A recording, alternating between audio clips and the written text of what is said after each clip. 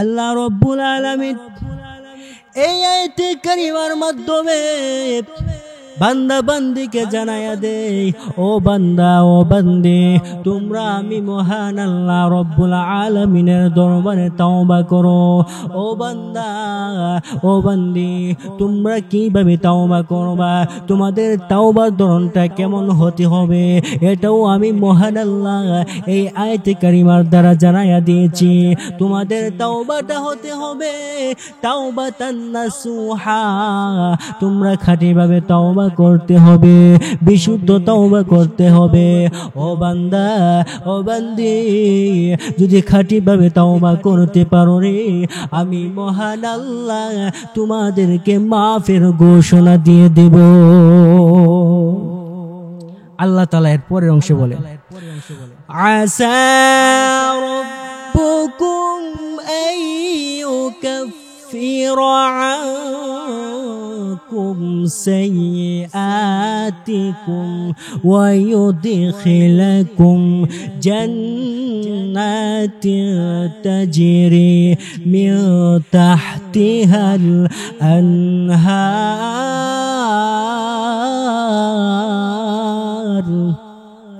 আল্লাহ রব্বুল আলামিন বলেন, তোমাদের তাওবার বদলতে আমি আল্লাহ রব্বুল আলামিন তোমাদেরকে যে মাফের ঘোষণা দেব।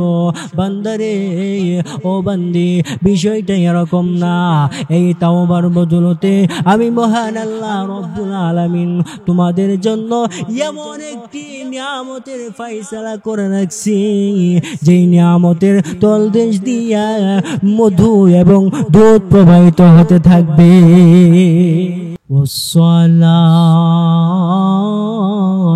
والسلام على سيدنا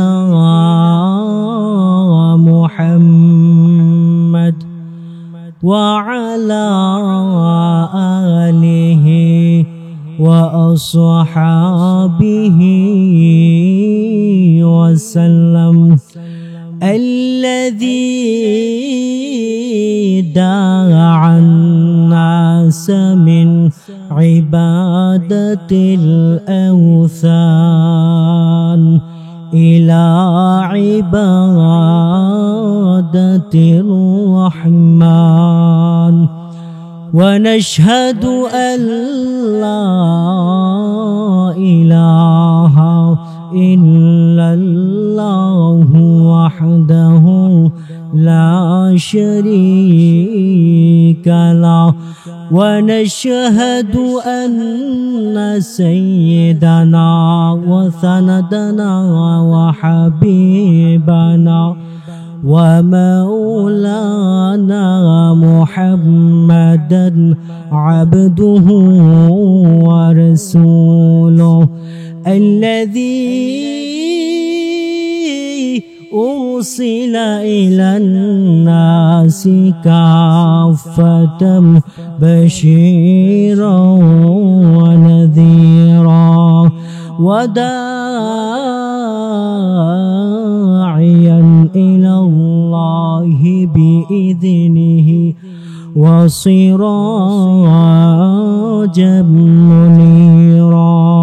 أما بعد، فأعوذ بالله من الشيطان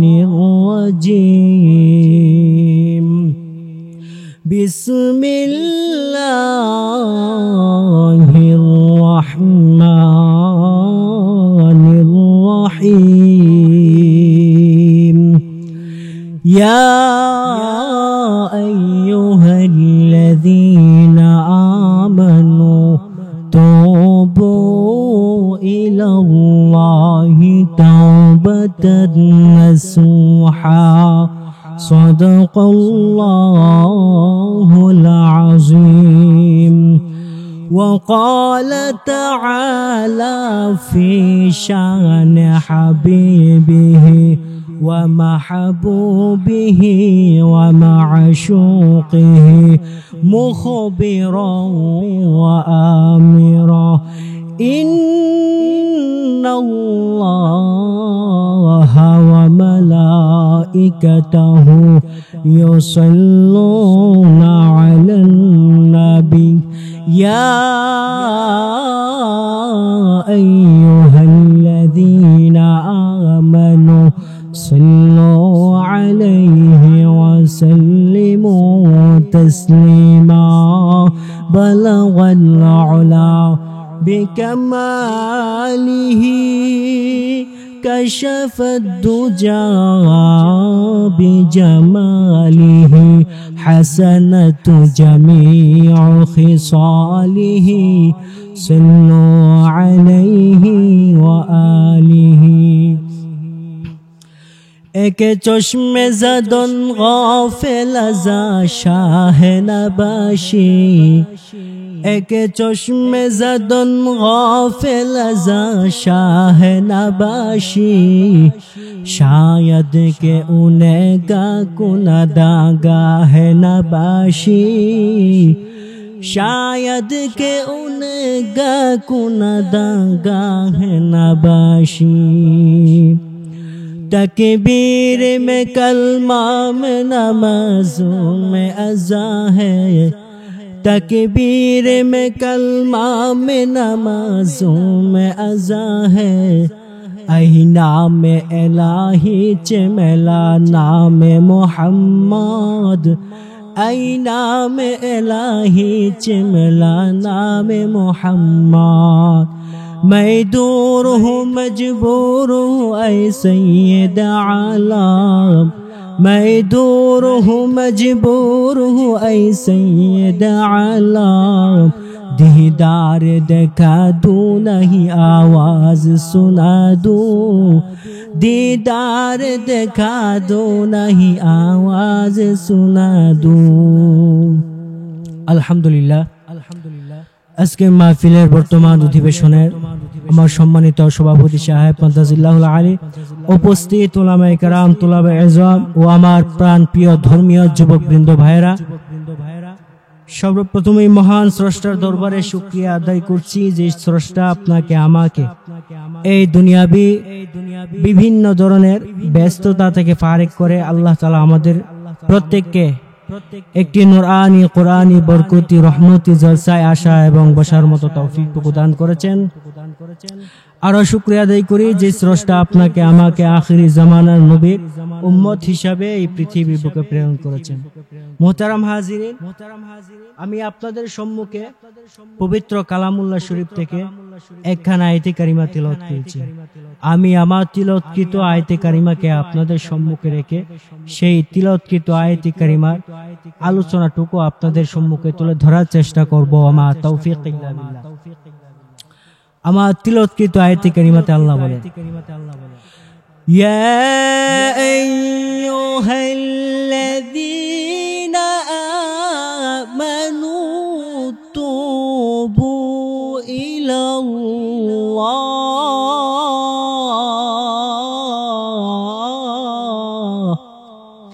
আল্লাহ তাআলা বলেন ইয়া আইয়ুহাল্লাযীনা আমানু হে বিশ্বাসীগণ হে ঈমানদারগণ তুবু তোমরা তাওবা করো ইলাল্লাহ আমি আল্লাহ তাআলার কাছে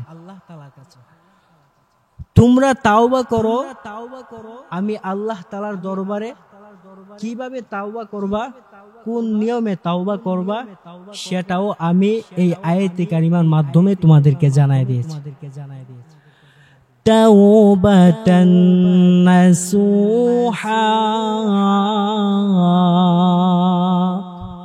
আল্লাহ রাব্বুল আলামিন এই আয়াতে কারিমার মাধ্যমে বান্দা বান্দিকে জানায়া দে ও বান্দা ও বান্দি তোমরা আমি মহান আল্লাহ রব্বুল আলামিনের দরবারে তাওবা করো ও বান্দা ও বান্দি তোমরা কিভাবে তাওবা করবা তোমাদের তাওবার ধরনটা কেমন হতে হবে এটাও আমি মহান আল্লাহ এই আয়াতে কারিমার দ্বারা জানায়া দিয়েছি তোমাদের তাওবাটা হতে হবে তাওবাতান নাসুহা তোমরা খাঁটিভাবে তাওবা তওবা করতে হবে, বিশুদ্ধ তওবা করতে হবে।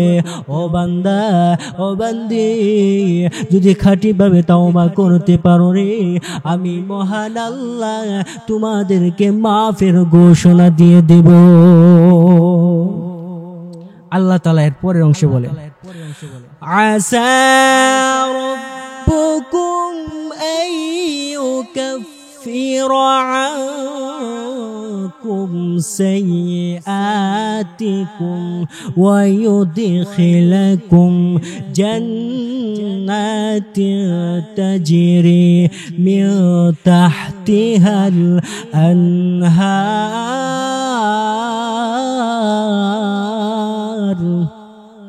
আল্লাহ রব্বুল আলামিন বলেন, তোমাদের তওবার বদলতে আমি আল্লাহ রব্বুল আলামিন তোমাদেরকে যে মাফের ঘোষণা দেব। বান্দারে, ও বান্দি, বিষয়টা এরকম না।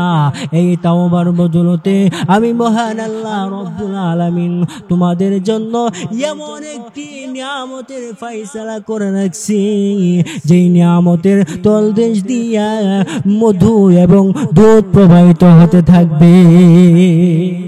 অর্থাৎ মধুর নহর এবং দুধের নহরের ব্যবস্থা আমি করে রাখছি। সুবহানাল্লাহ। এটা হলো তাওবার ফজিলত।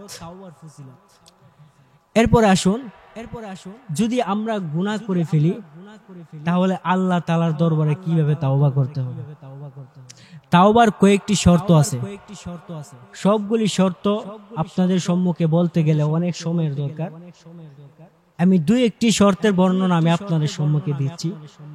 যখন কোনো বান্দাবান্দি গুনাহ করবে, পাপ করবে, তখন আল্লাহ তাআলার দরবারে সেই গুনার প্রতি অন্তরে ঘৃণা জাগ্রত করতে হবে, সেই গুনার প্রতি লজ্জিত হতে হবে। এই অবস্থা অন্তরে সৃষ্টি করে আল্লাহ তাআলার দরবারে তাওবা করতে হবে। দ্বিতীয় নম্বর শর্ত হলো, যখন গুনাহ করব, যখন পাপ করব আর আল্লাহ তাআলার দরবারে যখন আমরা তাওবা করব, তখন ভবিষ্যতে আর কোনোদিন গুনাহ করব না, এই এরাদা ইচ্ছা অন্তরে জাগ্রত করে আল্লাহ তাআলার দরবারে তাওবা করতে হবে। নবীজির একজন সাহাবী, তিনি আল্লাহ তাআলার দরবারে কিভাবে তাওবা করছে, কি পরিমাণে তাওবা করছে, উনার সম্পর্কে যদি আপনাদের সম্মুখে ছোট্ট একটি ঘটনা তুলে ধরি তাহলে আপনারা বুঝতে পারবেন ওই সাহাবীর অবস্থা কেমন ছিল। আল্লাহর নবীর একজন সাহাবী হযরত দাহিয়াতুল কলবি রাদিয়াল্লাহু তাআলা আনহু একদিন নবীজির দরবারে উপস্থিত হয়েছে। নবীকে ডাক দিয়া বলে, ইয়া রাসূলুল্লাহ, ইয়া হাবিবাল্লাহ, ওগো নবীজি, আমি দাহিয়াতুল কলবি আপনার দরবারে গুনার বোঝা মাথায় নিয়ে উপস্থিত হয়েছি। ওগো নবীজি, আমি একটা দুইটা শিশু সন্তানকে নয়, আমি ৭০ জন শিশু সন্তানকে জীবিত অবস্থায় আমি দাহিয়াতুল কলবে কবরস্থ করেছি গো নবী। ওগো নবীজি, আমি জানতে চাই মহান আল্লাহ কি আমার এই জঘন্য পাপ কি আমাকে মাফের ঘোষণা দিবেনি? আর আমি যে পাপ করছি, আমি যে অন্যায় করেছি, মহান আল্লাহ কি আমাকে ক্ষমার ঘোষণা দিবেনি? এবার নবীজি হযরত দাহিয়াতুল কলবিকে ডেকে ডেকে বলে, আরে দাহিয়াতুল কলবি, তোমার এত বড় পাপ, এত বড় অন্যায়, মহান আল্লাহ তোমার এই পাপ অন্যায়কে ক্ষমা করে দেবে। এবার দাহিয়াতুল কলবি নবীকে ডাক দিয়া বলে, ওগো নবীজি, আমি এর চেয়ে আরো বড় একটি পাপ করে রাখছি গো নবী। এবার নবীজি হযরতে দাহিয়াতুল কলবিকে ডাক দিয়া বলে, আরে দাহিয়াতুল কলবি, তুমি এমন কি পাপ করছো এমন কি অপরাধ করছো, এমন কি অন্যায় করছো, তোমার অপরাধ সম্পর্কে আমি জানতে চাই। এবার দাইয়াতুল কলবি নবীকে ডাক দিয়া বলে, ইয়া রাসূলুল্লাহ, ইয়া হাবিবাল্লাহ, ওগো নবীজি, আমাকে মহান আল্লাহ একটা ফুটফুটে সুন্দর একটি কন্যা শিশু সন্তান আমাকে দান করেছিল। ওগো নবীজি, আমার এই কন্যা শিশু সন্তান যখন দুনিয়াতে আগমন করেছে, এই সন্তানকে তার মা তার বাপের বাড়িতে পাঠায়া দিয়েছে, অর্থাৎ সন্তানের মামার বাড়িতে পাঠায়া দিয়েছে, সন্তানের নানির বাড়িতে পাঠায়া দিয়েছে। এবার হযরতে দাহিয়াতুল কলবি নবীকে ডাক দিয়ে বলে, ইয়া রাসূলুল্লাহ, ইয়া হাবিবাল্লাহ, ওগো নবীজি, যখন আমার সন্তানের বয়স 5 থেকে 6 বছর পূরণ হয়, এবার আমি খবর পৌঁছাইলাম আমার মেয়েকে আমার দরবারে নিয়ে আসার জন্য। যখন নবীজি আমি দাইয়াতুল কলবির দরবারে আমার সন্তানকে নিয়ে আসা হয়, আমি লক্ষ্য করলাম আমার সন্তান আমাকে আব্বু আব্বু বলে ডাকে, আর চিৎকার করে আর ডেকে ডেকে বলে, ও বাবা, তুমি এতদিন কোথায় ছিলা, তুমি এতদিন কোথায় ছিলে? আজকে এই মুহূর্তে আমি কন্যা সন্তান, আমি তোমার মেয়ে হইয়া তোমার পরিচয় পায়া আমি মনে করতেছি আমার জীবনটা ধন্য হয়ে গেছে। এবার নবীকে দাইয়াতুল কলবি ডাক দিয়া বলে, ইয়া রাসূলুল্লাহ, ইয়া হাবিবাল্লাহ, ওগো নবীজি, আমি তখন আমার স্ত্রীকে ডাক দিয়া বললাম, আরে স্ত্রী, আমার এই সন্তানটাকে তুমি গোসল করায়া সাজায়া গুজায়া দাও, এই সন্তানকে নিয়া এই সন্তানের মামার বাড়িতে চলে যাব। এবার স্ত্রী স্বামীর কথা মতো নিজেদের সন্তানকে গোসল করাইয়া ভালোভাবে সাজগোজ করাইয়া স্বামীর হাতে তুলে দিলেন। এবার এই সন্তানের বাবা সন্তানকে নিয়া গভীর একটা জঙ্গলের গর্তের দিকে রওনা দিলেন। এই সন্তান পিছনে পিছনে হাঁটে আর বাবা সামনের দিকে হাঁটে। এবার হঠাৎ করে এই কন্যা শিশু সন্তানটা তার বাবাকে ডেকে ডেকে বলে, আরে বাবা, তুমি আমাকে কোন দিকে নিয়ে যাচ্ছ, কোন রাস্তা দিয়ে নিয়ে যাচ্ছ আমি জানতে চাই, কারণ এই রাস্তা তো আমার মামার বাড়ির রাস্তা না, এই রাস্তা তো আমার নানার বাড়ির রাস্তা না। ও বাবা, তুমি আমাকে মাফ করে দাও, আমার আর বুঝার বাকি নাই, তুমি এই মুহূর্তে আমি এই সন্তানকে দুনিয়া থেকে বিদায় করে দেবে। এবার হঠাৎ করে এই সন্তানকে ধাক্কা মেরে গভীর গর্তের মধ্যে ফেলে দেখ। সন্তানকে চিৎকার করে আর বাবাকে ডেকে ডেকে বলে, ও বাবা, আমি তোমার কাছে আমার প্রাণ ভিক্ষা চাই, আমাকে একবারের জন্য মাইরা ফেলো না। এবার বাবা ওই সন্তানের কথার কোনো পাত্তা দিল না। হযরতে দাইয়াতুল কলবি নবীকে ডাক দিয়া বলে, ইয়া রাসূলুল্লাহ, ইয়া হাবিবাল্লাহ, ওগো নবীজি, আমার সন্তান হাউমাউ করে চিৎকার করে আর আমি বাবাকে ডেকে ডেকে বলে, ওরে বাবা, তুমি না বলেছো আমাকে নিয়ে আমার নানির বাড়িতে যাবে, কিন্তু তুমি আজকে আমাকে প্রাণে তুমি মেরে ফেলবা। ও বাবা, আমি তোমার কাছে আমার প্রাণটা ভিক্ষা চাই। এবার ওই সন্তান বাবাকে ডেকে ডেকে বলে, ও বাবা, আমি মা হারাইতে চাই না, আমি বাবা হারাইতে চাই না, আমাকে মাফ করে দাও, আমি তোমার সাথে এমন কোনো অপরাধ করি নাই, আমি তোমার সাথে এমন কোনো অন্যায় করি নাই যে তুমি আমাকে প্রাণে মেরে ফেলবে। এইভাবে হযরতে দাইয়াতুল কলবি ওই সন্তানের কোনো কথা শুনলেন না, পাথর চাপা দিয়া দুনিয়া থেকে বিদায় করে দিলেন। এবার দাইয়াতুল কলবি নবীকে ডাক দিয়া বলে, ইয়া রাসূলুল্লাহ, ইয়া হাবিবাল্লাহ, ওগো নবীজি, আমি যে এত বড় পাপ করলাম, আমি যে এত বড় অন্যায় করলাম, আমার আপন সন্তানকে আমি নিজের হাতে হত্যা করেছি, আমি নিজের হাতে মেরে ফেলে দিয়েছি। ওগো নবীজি, আমি জানতে চাই গো মহান আল্লাহ কি আমাকে মাফের ঘোষণা দিবেনি?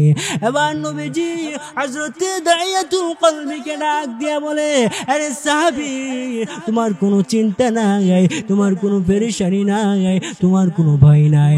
আমি নবী এই মুহূর্তে ঘোষণা দিয়েছি, মহান আল্লাহ তাআলার দরবারে তুমি খাঁটিভাবে তাওবা করো। তাওবা করতে দিতে হবে, মহান আল্লাহ তোমাকে মাফের ঘোষণা দিতে একটা মুহূর্ত দেরি করবে না। হযরতে দাহিয়াতুল কলবি এইভাবে আল্লাহ তাআলার দরবারে দুইটা হাত উঠায়া মহান মালিকের দরবারে তাওবা করছে, ও মাওলা, আমি অনেক বড় পাপ করছি, শিশু কন্যা সন্তানদেরকে হত্যা করেছি। এইভাবে যখন আল্লাহ তাআলার দরবারে তাওবা করছে, খাঁটিভাবে যখন তাওবা করছে, তখন আল্লাহ তাআলা ওই দাহিয়াতুল কলবি নামক সাহাবীকে মাফের ঘোষণা দিয়েছে।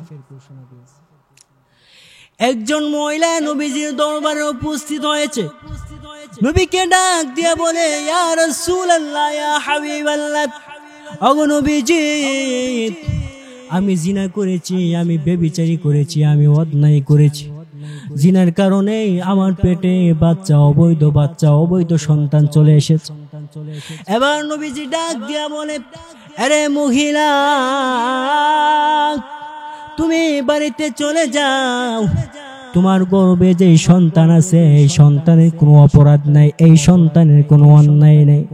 যাও রে মহিলা, তুমি বাড়িতে চলে যাও। এই সন্তান যতদিন না পর্যন্ত দুনিয়াতে আগমন করবে আর যতদিন না পর্যন্ত হাঁটতে শিখবে, ততদিন পর্যন্ত আমি নবীর দরবারে তুমি আসবা না। এবার ওই মহিলার বাচ্চা যখন দুনিয়াতে আগমন করেছে, কিতাবের বর্ণনায় লেখা হয়েছে ওই বাচ্চাটার হাতে একটা রুটি ধরাইয়া দিছে। যখন বাচ্চাটা রুটি খাইতে শিখেছে, যখন হাঁটতে শিখেছে, ওই বাচ্চার হাতে একটা রুটি ধরাইয়া বাচ্চাকে নিয়া স্বয়ং নবীজির দরবারে উপস্থিত হয়ে গেছে। এবার নবীকে ডাক দিয়া বলে, ইয়া রাসূলুল্লাহ, ইয়া হাবিবাল্লাহ, ওগো নবীজি, আপনি না বলেছেন আমার বাচ্চা যখন দুনিয়াতে আগমন করবে, আমার বাচ্চা যখন হাঁটতে শিখবে, আমার বাচ্চা যখন খাইতে শিখবে, তখন আপনি নবীর দরবারে হাজির হওয়ার জন্য। এবার নবীজি